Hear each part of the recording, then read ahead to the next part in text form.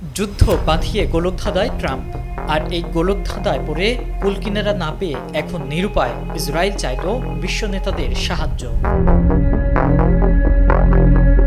গত ২৮ ফেব্রুয়ারি থেকে শুরু হওয়া ইরান বনাম যুক্তরাষ্ট্র ইসরায়েল যুদ্ধ এখন চতুর্থ সপ্তাহে গড়িয়েছে। গোটা মধ্যপ্রাচ্য যেন এক জীবন্ত আগ্নেয়গিরি। মার্কিন প্রেসিডেন্ট ডোনাল্ড ট্রাম্পের কৌশল যেন ফ্লোরিডার আবহাওয়ার মতোই অনিশ্চিত। শুক্রবার যেখানে তিনি যুদ্ধ গুটিয়ে আনার ইঙ্গিত দিয়েছিলেন, ঠিক তার পরের দিনে ইরানকে বিদ্যুৎ কেন্দ্র ঘুরিয়ে দেওয়ার হুমকি দিয়েছেন।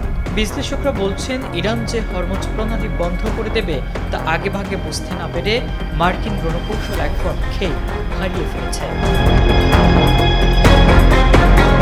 পরিস্থিতি এতটাই নিয়ন্ত্রণের বাইরে যে ইসরায়েলি প্রধানমন্ত্রী বেঞ্জামিন নেতানিয়াহু এখন বিশ্ব নেতাদের এই যুদ্ধে সরাসরি যোগ দেওয়ার প্রকাশ্যে আহ্বান জানিয়েছেন। তার দাবি, ইরান কেবল ইসরায়েল বা যুক্তরাষ্ট্রের জন্য নয়, বরং ইউরোপ সহ গোটা বিশ্বের নিরাপত্তার জন্য সরাসরি হুমকি। নেতানিয়াহু স্পষ্ট করে দিয়েছেন, এই যুদ্ধে বিশ্ব নেতাদের এখনই ঝাঁপিয়ে পড়া উচিত।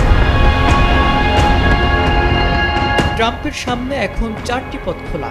প্রথমত, আলোচনা, যা মোজতাবা খামেনির নেতৃত্বে থাকা ইরানের সাথে প্রায় অসম্ভব।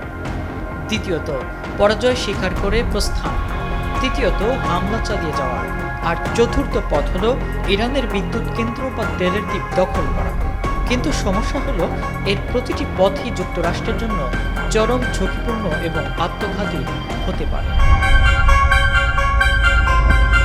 ট্রাম্প যুদ্ধ শুরু করলেও এটি শেষ করার সহজ পথ তার সামনে নেই। ওয়াশিংটন এখন এমন এক গোলকধাঁধায় আটকা পড়েছে, যেখান থেকে বের হওয়ার প্রতিটি রাস্তায় অত্যন্ত ঝুঁকিপূর্ণ।